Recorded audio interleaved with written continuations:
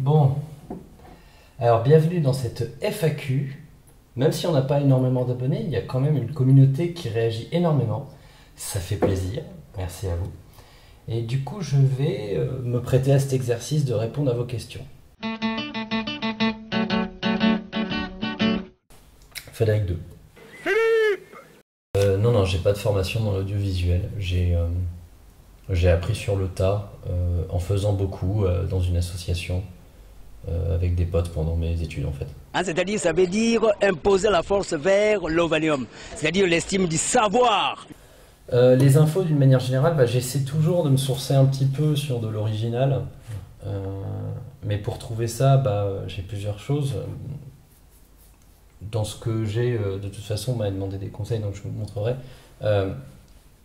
J'essaie toujours d'avoir une source de l'époque, même si j'ai pas grand-chose. Bonjour. J'essaie toujours de trouver quelque chose de l'époque. C'est pas ultra évident. Tout n'est pas ouvert. J'ai pas beaucoup de sources de bouquins récents d'historiens parce que c'est payant et que j'ai pas nécessairement l'argent à investir là-dedans. En gros, je dégrossis énormément, je vais pas vous mentir, hein, avec Wikipédia et compagnie, mais en même temps, connaître la date, connaître les commandants, ça c'est assez bien fait, je veux dire, c'est pas le problème. Maintenant, pour essayer de faire les cartes, tout ça, j'essaie de m'appuyer au maximum sur les blogs, sur les sources de ces blogs, essayer de lire moi-même comme ça, donc c'est comme ça qu'on trouve, et puis j'ai un livre qui rassemble beaucoup d'adresses, et ça c'est vachement utile. Je suis ingénieur informaticien. J'ai fait une école militaire, mais c'est pas pour ça qu'on la retient, puisque j'ai fait l'école polytechnique. J'ai fait des études d'ingénieur dans le domaine de la robotique et du contrôle des systèmes. Voilà.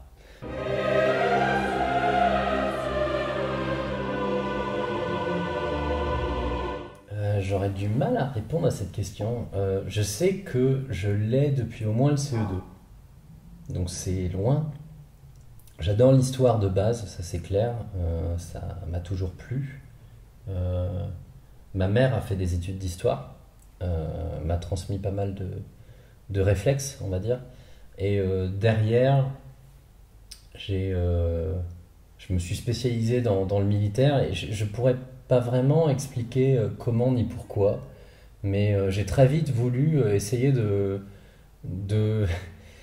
reconstituer des batailles avec des Kapla et les soldats des jeux de risque pour essayer de comprendre comment un tel mouvement avait pu être intéressant. Bon, ça marchait pas du tout, mais bon, un enfant, ça marche, ça fait fonctionner son imagination.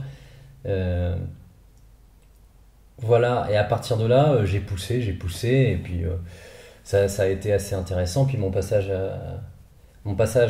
dans l'année militaire de l'école polytechnique m'a permis de voir pas mal de choses, de discuter avec des colonels qui s'occupent de l'histoire militaire.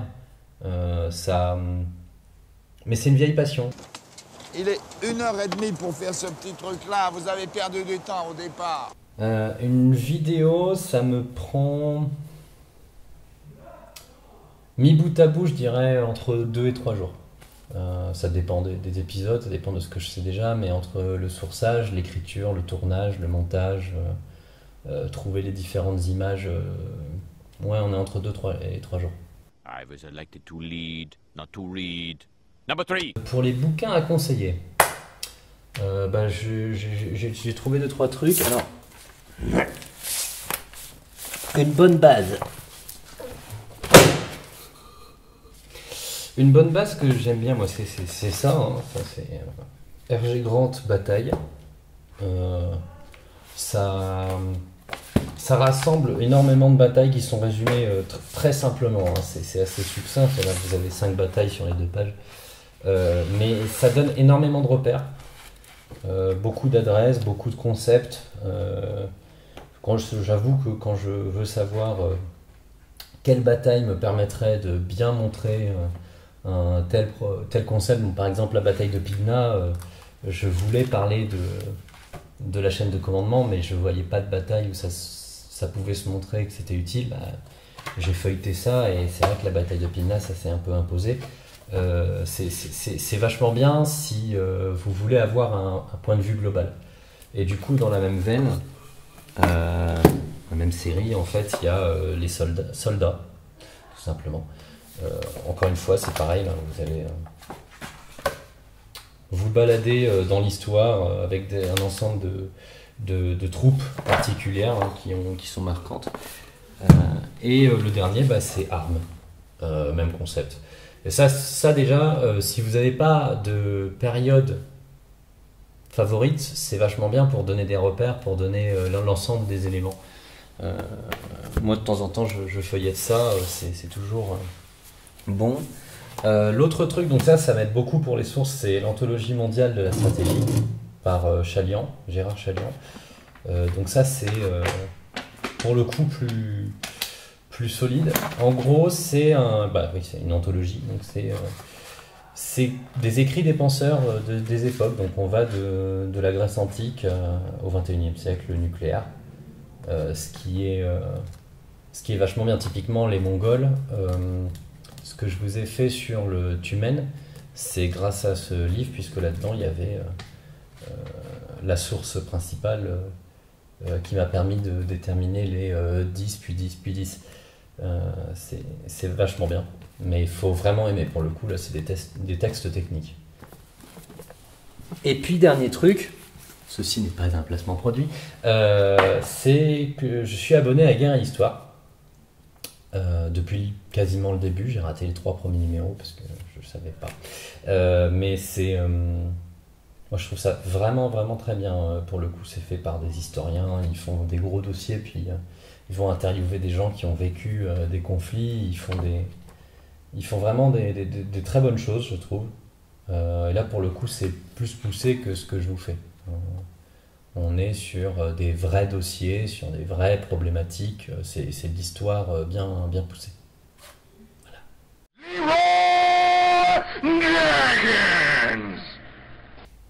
Ça fait un moment que je n'ai pas joué. Je dirais que c'est Medieval 2 Total War et Empire Total War. Du calme, ma fille, du calme. En plus, ça veut rien dire souquer les Artémuses.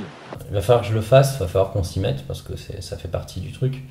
Mais c'est un gros morceau qui me prendrait plus de temps et je préfère essayer d'avoir un concept qui est bien solide. Et puis d'autant plus que vous êtes pas mal à me demander des batailles modernes et donc ça, il faudra voir à la fin de la FAQ parce que j'ai un plan. Mais ça va prendre un peu de temps.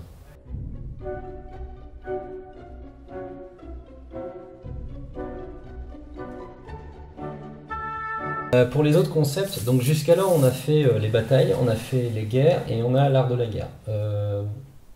Sur les autres concepts que j'aimerais pousser, il y a la philosophie de la guerre, ça me semble pas mal, hein, je veux dire, qu'est-ce que la guerre, comment elle est menée, c'est quoi les grands penseurs.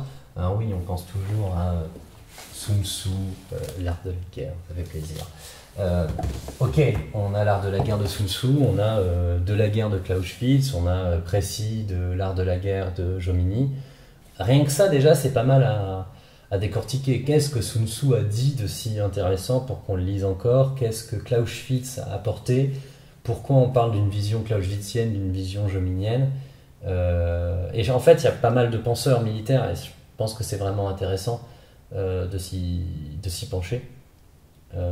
Parce qu'il y a des mecs qui se sont creusés la tête et qui disent des choses pas con du tout et qui en fait ont encore un impact sur ce qu'on fait maintenant. Je pense que ça c'est un des points assez importants. Alors, qu'est-ce que j'avais pensé d'autre? Tac tac. Ah oui. Donc il y a la possibilité de faire des émissions sur les troupes et le matériel. Voilà, bon, ce sera peut-être des vidéos plus courtes, un peu plus tranquilles, qui parlent de l'histoire d'un certain type de troupe, comment elles sont nées, quelles batailles elles ont connues, qu'est-ce qui a fait leur succès sur les champs de bataille. Pareil pour le matériel. Il y a potentiellement aussi des épisodes sur des grands généraux. Qu'est-ce qu'ils ont fait, quelles batailles ils ont gagnées, pourquoi ils sont importants. Au-delà de Napoléon et d'Alexandre le Grand, je veux dire, il y a plein de généraux qui ont fait des choses très importantes et qui ont vraiment renversé la table. Et le dernier truc, et là pour le coup ce serait plus l'exercice intellectuel, et je suis très intéressé par votre retour là-dessus. J'hésite à faire des analyses de batailles fictives. Donc typiquement la bataille des deux bâtards de Game of Thrones, je la trouve filmée de telle manière que la tactique est très claire, il y a beaucoup de choses à dire, c'est vraiment bien fait. Pareil, essayer d'analyser pourquoi la rébellion a battu l'Empire à l'épisode 6 de Star Wars, pourquoi le Rohan c'est tellement important comme manière, enfin comment le Rohan fait la guerre dans le Seigneur des Anneaux. Enfin, je pense qu'il y a pas mal de choses à faire assez intéressantes, et puis montrer que du coup, même dans les fictions, en fait, on baigne dans cet ensemble de leçons tactiques et stratégiques que j'essaie de vous transmettre. Le Dorlo, dans 20-30 ans, il n'y en aura plus. Ça dépend de l'heure à laquelle je tourne. Quand je tourne à 4 heures, je me fais un petit thé noir avec un peu de sucre. Si je tourne le matin, je me mettrai peut-être un café. Mais voilà, il ne faut pas sacraliser les choses. Et sinon, je mets de l'eau, parce que je parle beaucoup et que c'est pas mal de boire. Bah, typiquement, c'est de l'eau. Moi, mon colon, celle que je préfère, c'est la guerre de 14-18. Dans l'exercice intellectuel, je pense que je suis assez clairement de la guerre de 30 ans à la guerre de 7 ans. Pourquoi, monsieur Anderson? Pourquoi? Le pourquoi de cette chaîne, deux raisons. La première, je suis absolument convaincu qu'il faut rendre le savoir gratuit, et YouTube, ça me semble parfait pour ça. Et voilà, moi, mon point d'entrée, la chose dans laquelle je pense pouvoir transmettre des choses en intéressant les gens, il s'avère que c'est l'histoire militaire. Et d'autant plus que dans l'histoire militaire, je trouve qu'en fait, on retrouve tous les pans. J'essaie toujours de vous glisser dans les vidéos 2-3 éléments on a un peu d'histoire de la musique par ici, on a un peu d'histoire sociale par là. On en apprend forcément plus sur la géographie, sur la géopolitique, on a un petit peu d'histoire de la pensée de l'époque, on a de la démographie. Donc en fait, il y a beaucoup de choses qui se recroisent, et moi, c'est ma porte d'entrée. Et la deuxième partie, en fait, c'est pour... là, c'est un petit peu plus technique, c'est pour un peu récupérer la dialectique militaire, guerrière qu'on nous impose. Ça fait des années qu'on nous répète qu'on est en guerre, ça fait des années qu'on a des interventions. Enfin, je veux dire, la France a quasiment une intervention par an depuis 10 ans. C'est très gros, et ça a des conséquences. Il y a un ensemble de choses qui se passent dont il faut se rendre compte, même si c'est loin de nous. Donc mon espoir secret, c'est aussi d'ouvrir le sujet, d'arrêter de le laisser à d'autres, parce que ne pas parler de la guerre, ça ne la fait pas disparaître. Cadillac, t'es où, t'es mort? Actuellement, je vis à Paris.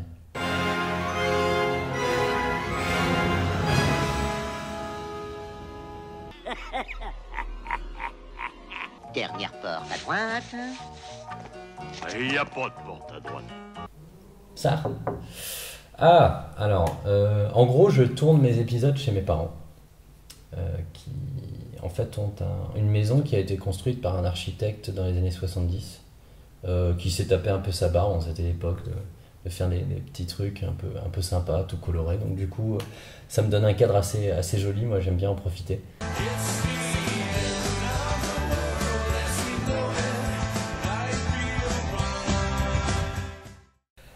Voilà, je crois que j'ai à peu près répondu à toutes vos questions.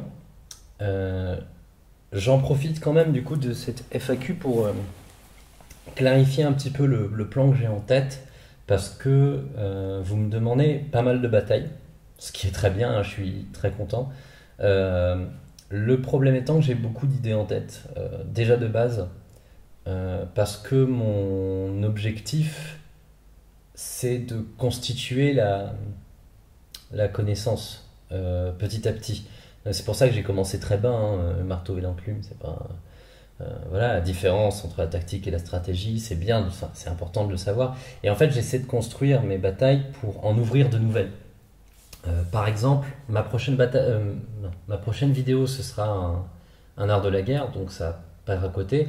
Par contre, les 3 d'après seront sur la première campagne d'Italie de Bonaparte. C'est 3 enchaînements de batailles bien particuliers que je veux faire pour commencer justement à rentrer dans la modernité. Parler de l'échelon de division, de ce genre de choses.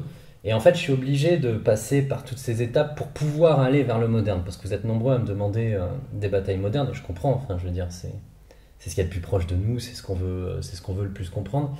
Le problème, c'est que parler de la Blitzkrieg en tant que juste, voilà, on tape fort avec les chars, on tape fort avec les avions en même temps, et puis on arrive à coordonner nos actions, c'est un petit peu dommage. C'est une vraie réflexion, c'est un truc qui vient au bout de quasiment 2 siècles d'évolution militaire, qui commence avec la Révolution française. Hein. Et je pense que c'est pas mal de donner un peu ces éléments pour qu'à la fin on ait un vocabulaire commun.